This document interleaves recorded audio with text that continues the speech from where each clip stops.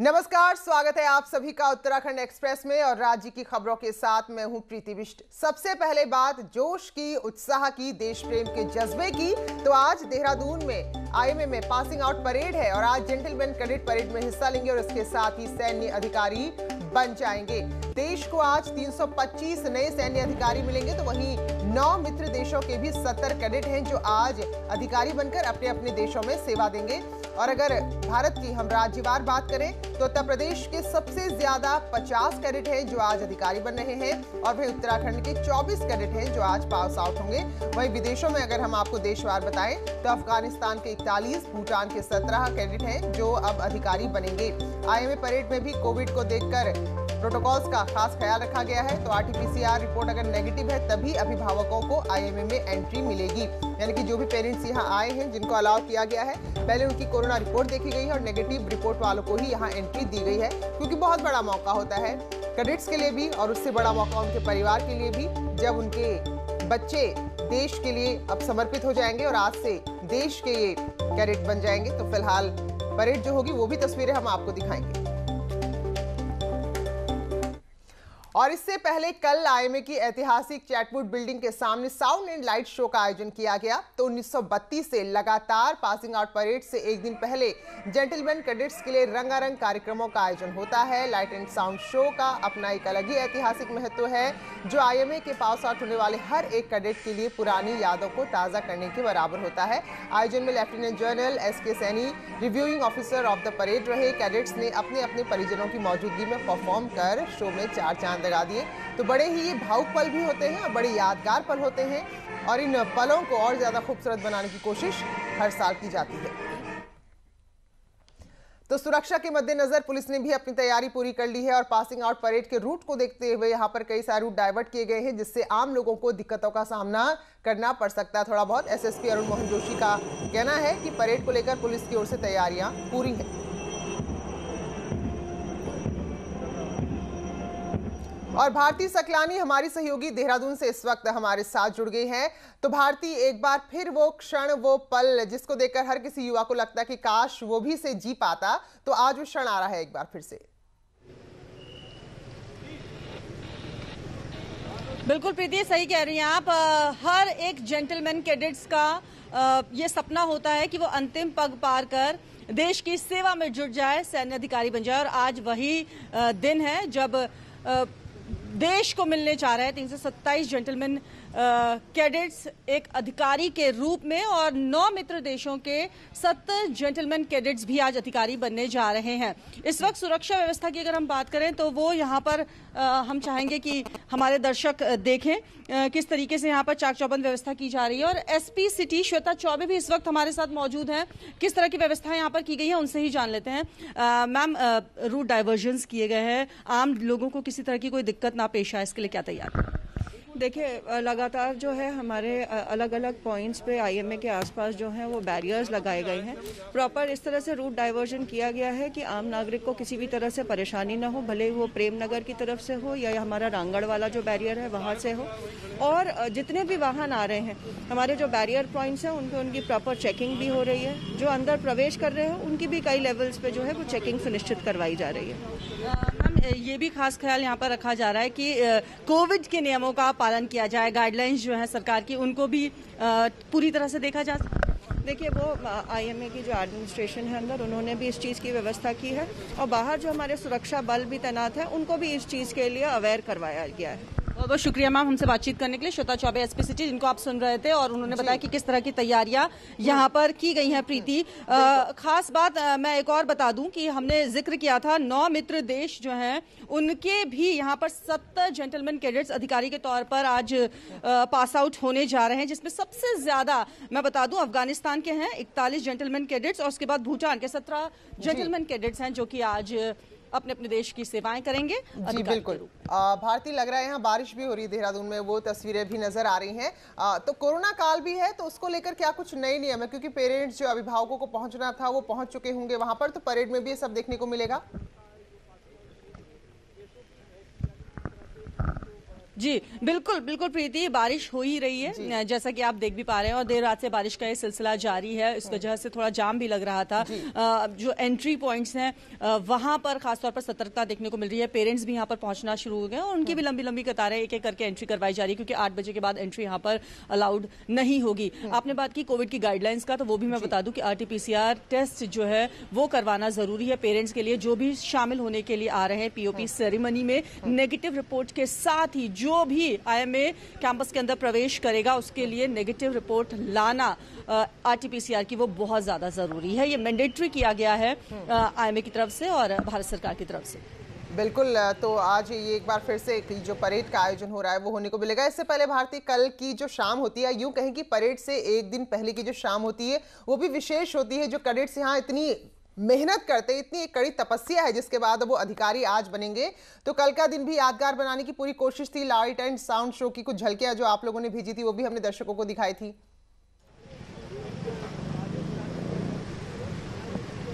बिल्कुल बिल्कुल प्रीति, एक हफ्ते पहले से ये पूरा कार्यक्रम यहाँ पर शुरू हो जाता है। गाला राउंड्स होता है, परेड्स होती हैं यहाँ पर, और उसके बाद लाइट एंड साउंड सेरेमनी यहाँ पर की जाती है खास तौर पर, जिसमें IMA के इतिहास को बताया जाता है। रंगारंग कार्यक्रम यहाँ पर किए जाते हैं और एक फेयरवेल के तौर पर इसे देखा जाता है। जितने भी जेंटलमैन कैडेट्स होते हैं, उनके पेरेंट्स जो आए हुए होते हैं, उनके लिए भी ये एक यादगार क्षण होता है, क्योंकि इसके बाद वो देश की सेवा में लग जाएंगे, सैन्य अधिकारी के रूप में पास आउट हो जाएंगे। तो उससे पहले जो उनकी पुरानी यादें हैं, जो उन्होंने समय यहाँ पर बिताया है, उसको यादगार बनाने के लिए लाइट एंड साउंड शो का ऑर्गेनाइजेशन यहाँ पर किया गया था। बिल्कुल, तो भारती आप नजर बनाए रखें जब परेड होगी, क्योंकि ये परिवार वालों के लिए भावुक क्षण है। अब जो उनके बच्चे हैं वो देश के बच्चे हो जाएंगे, पूरी तरह देश के लिए समर्पित हो जाएंगे। बहुत बहुत शुक्रिया भारती आपका जानकारी के लिए। आगे बढ़ेंगे, कुछ और खबरों का रुख करते हैं। दिसंबर के अंतिम सप्ताह में मुख्यमंत्री राज्य के 3 जिलों का दौरा करेंगे। वो जिले हैं अल्मोड़ा, चमोली, रुद्रप्रयाग, और तीनों जिलों में रात्रि प्रवास करेंगे। तो ये दौरे के जो तारीख है वो भी आपको बता दें, 28, 29 और 30। तो 3 दिन में 3 जिलों का दौरा करेंगे, और जो भी विकास कार्य हर जिले में होने हैं या जिनको यहाँ पर मंजूरी दी है, जो हो रहे हैं, उन सब का जायजा खुद मुख्यमंत्री लेंगे। तो इसीलिए रात्रि विश्राम भी हर जिले में करेंगे जहां जहां मुख्यमंत्री पहुंचेंगे। तो 3 दिन में 3 जिलों का दौरा।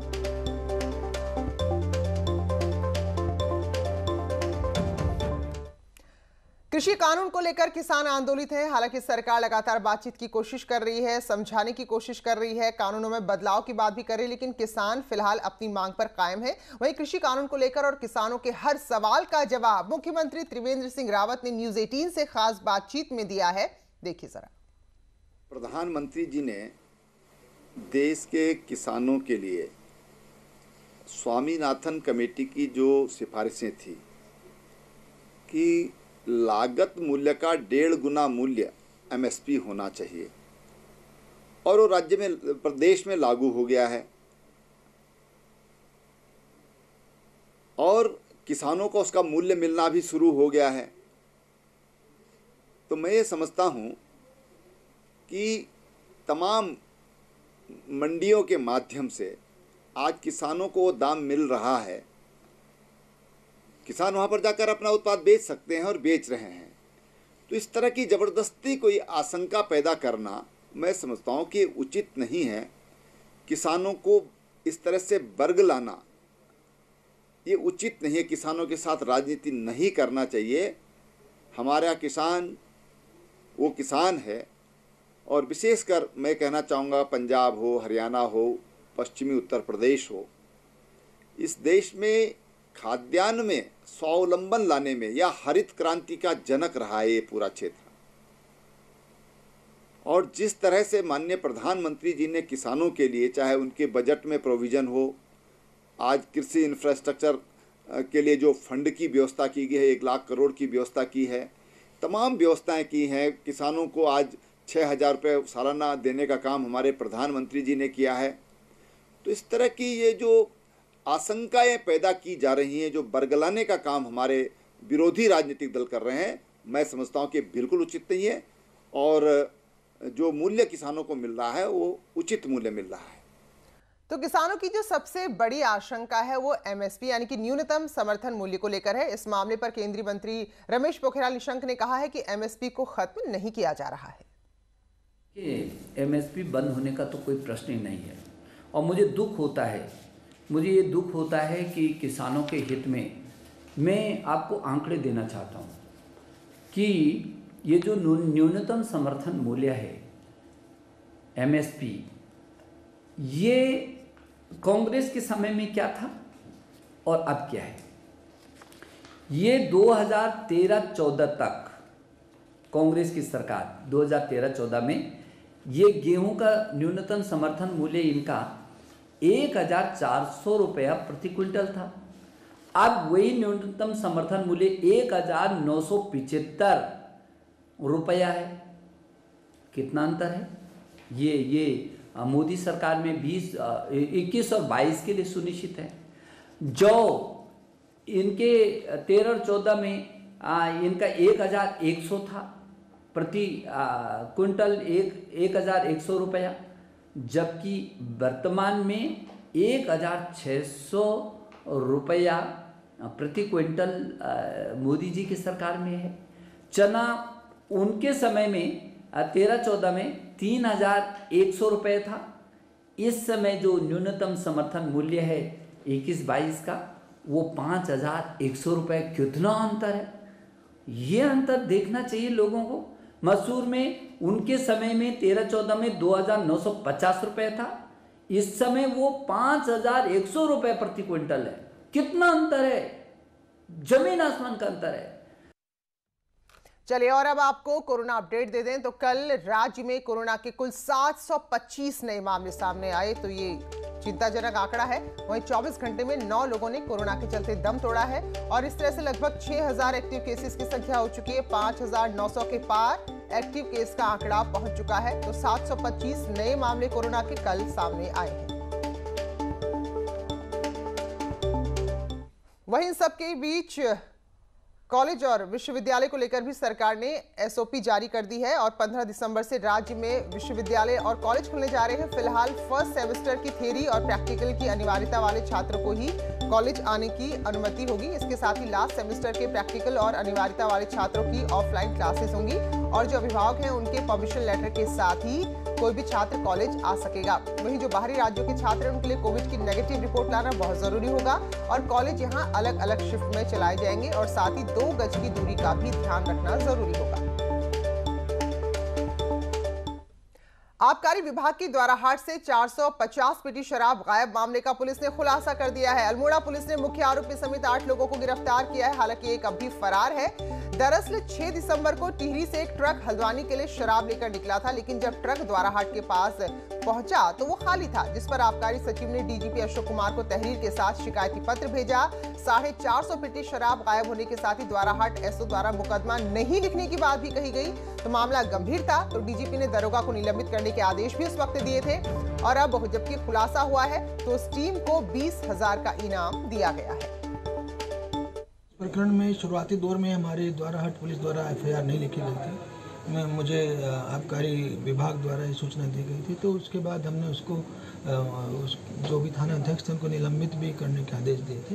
केस वहाँ एफआईआर दर्ज हो गई और 2 दिन के अंदर ही ये पूरा केस वर्कआउट हो गया है। अभियुक्त गिरफ्तार हो गए हैं, माल बरामद हो गया है। लगभग 400 पेटियाँ बरामद हो गई हैं। डिटेल्स तो बाकी अल्मोड़ा या द्वाराहाट से पता चलेगी, किंतु केस पूरा वर्कआउट हो गया। राजधानी में 1.5 साल से फरार चल रहे आरोपी मोहनलाल को राजपुर पुलिस ने हरियाणा के गुरुग्राम से गिरफ्तार किया है। आरोपी ने फर्जी पावर ऑफ अटॉर्नी के आधार पर राजपुर स्थित 32 बीघा जमीन को अपने नाम बताया और 12 करोड़ की 2 रजिस्ट्री करवाई और 5 करोड़ पीड़ित से हड़प भी लिए।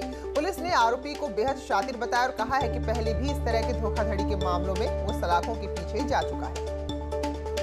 मोहनलाल जी, ये आपने जो फ्रॉड किया था, भाई साहब ये कोई फ्रॉड नहीं किया था। ये मिलके अनिल भाटी और मैं जमीन का काम कर रहे थे। विवादित जमीन थी, खाली करवाने की बातचीत थी। इस तरीके से फिर ये स्कैंडल बन गया। ठगी का एक धोखाधड़ी का एक मामला लिखा गया था। इसमें इन्वेस्टिगेशन के दौरान जो फैक्ट्स आए उसके हिसाब से आरोपों की पुष्टि हुई और उसके बाद इसके अरेस्ट के लिए हम लोग प्रयास कर रहे थे और इसी में इसको अभी अरेस्ट किया गया है गुड़गांव से। और इसमें जो पुलिस टीम है उन्होंने काफ़ी मेहनत किया इसको ट्रेस करने में भी, उसके बाद अरेस्ट करने में भी। अब इसमें जो भी आगे की फाइंडिंग्स रहेंगी उस हिसाब से कार्रवाई की जाएगी। और नैनीताल से खबर है, जहां शेरवानी के पास एक घर में आग लगी, जिसमें 3 घर एक एक कर आग की चपेट में आते चले गए और इससे काफी नुकसान हुआ है। तो देर रात तक आग पर काबू पाने का प्रयास किया गया और तब जाकर आग को बुझाया जा सका। तो ये तस्वीरें हैं नैनीताल की, जहां एक एक करके 3 घरों ने आग पकड़ी और क्योंकि अमूमन जो यहाँ घर हैं वो लकड़ी के हैं, तो ऐसे में आग बहुत तेजी से फैलती चली गई और जिसके चलते काफी नुकसान हुआ है। कॉर्बेट टाइगर रिजर्व के अंदर टाइगर सफारी का विधिवत शिलान्यास हुआ। सीटीआर की पाखरो रेंज में स्थापित होने वाली टाइगर सफारी का वन मंत्री हरक सिंह रावत ने शिलान्यास किया। टाइगर सफारी के शिलान्यास करते हुए उन्होंने कहा कि पूरे देश में पाखरो पहली ऐसी जगह होगी जहां टाइगर रिजर्व के अंदर टाइगर सफारी शुरू होने जा रही है। पार्क में ये पहली टाइगर सफारी बन रही जा रही है। ये 106 हेक्टेयर में ये टाइगर सफारी बनेगी, इसमें 5 बाड़े होंगे। इसमें एक बहुउद्देशीय म्यूजियम को, इंटरप्रिटेशन सेंटर को, वो भी बन रहा है। झील बन रही है, इसमें हॉस्पिटल बनेगा। पिथौरागढ़ के आपदा प्रभावित इलाकों के सर्वे के लिए ड्रोन कैमरे की मदद भी ली जा रही है। ड्रोन की मदद से धारचूला, बंगापानी और मुंसियारी तहसीलों में जितना भी नुकसान हुआ है उसका आकलन किया जा रहा है, क्योंकि ये वैसे इलाके हैं जहां पर आप स्थलीय निरीक्षण बहुत ज्यादा आसानी से नहीं कर पाते हैं। तो ऐसे में ड्रोन काफी मददगार साबित हो रहे हैं। तो बरसात के दिनों में पिथौरागढ़ के बॉर्डर वाले इलाकों में बहुत नुकसान हुआ था, उस वक्त भी हमने खबरें आपको दिखाई थी, तो अब उसका आकलन किया जा रहा है। वहाँ ड्रोन से भी हमने सर्वे कराया। यदि भविष्य में भी कहीं आवश्यकता पड़ेगी तो उसका निश्चित रूप से ड्रोन से हम सर्वे कराएंगे और उसका आकलन करके शासन को एक ठोस प्रस्ताव प्रेषित किया जाएगा। पंच केदारों में शामिल भगवान तुंगनाथ को राष्ट्रीय धरोहर घोषित करने की तैयारी है। इस मंदिर को भारतीय पुरातत्व सर्वेक्षण ने इसका प्रस्ताव केंद्रीय संस्कृति मंत्रालय को भेजा है। साथ ही रुद्रप्रयाग जिला प्रशासन से मंदिर से जुड़े राजस्व अभिलेखों की जानकारी भी मांगी गई है।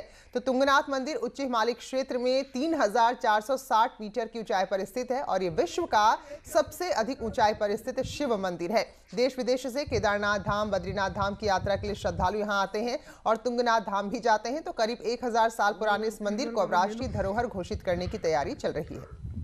राजस्व अभिलेखों में उनके द्वारा जो नक्शे होते हैं, जो लैंड रिकॉर्ड्स होते हैं, उसकी डिमांड की गई है। उसके बाद अभी इसमें कार्रवाई गतिमान है। इस स्तर पर इस समय पे अभी इतनी ही कार्रवाई उनकी तरफ से मांगी गई है कि राजस्व अभिलेख उपलब्ध करवा दिए जाए, जो उनको दे दिए गए हैं। भविष्य में इसकी क्या कार्य योजना बनेगी वो उन्हीं के स्तर से। स्वागत है ब्रेक के बाद। पहाड़ों में बढ़ रही ठंड और कोरोना को देखते हुए प्रशासन रैन बसेरों में भी एहतियात बरत रहा है। रैन बसेरों में संक्रमण ना फैले, इसके लिए यहां आने वाले लोगों के लिए मास्क पहनना अनिवार्य कर दिया गया है। साथ ही 2 गज की दूरी पर बेड लगाए गए हैं। यहां आने वाले लोगों की पहले थर्मल स्क्रीनिंग होती है, उसके बाद ही उन्हें अंदर आने दिया जाता है। तो नगर आयुक्त का कहना है कि किसी व्यक्ति में अगर लक्षण ऐसे नजर आ रहे हैं तो तुरंत प्रशासन को इसकी जानकारी दी जा रही है। 2 लोगों के बीच जो बिस्तर या बेड लगाया जाए, उनके बीच एक अच्छी खासी 2 गज की दूरी हो। इसके अलावा सैनिटाइज़र की व्यवस्था वहाँ की गई है और हर 48 घंटे पर पूरे रैन बसेरे को सैनिटाइज भी किया जाता है। तो जो भी प्रिकॉशन लिए जा सकते हैं वो हम सभी प्रिकॉशंस ले रहे हैं। टिहरी जिले में कोरोना की वजह से क्वारंटीन सेंटर बनाए गए कई होटल मालिकों का भुगतान अब तक नहीं हो पाया, जिससे बेहद परेशान है। इनका कहना है कि बजट आने के बावजूद उनको पेमेंट नहीं किया जा रहा। वही मामले में डीएम कह रहे हैं कि ज्यादातर बिलों का भुगतान हो चुका है और बाकियों का जल्द ही कर दिया जाएगा।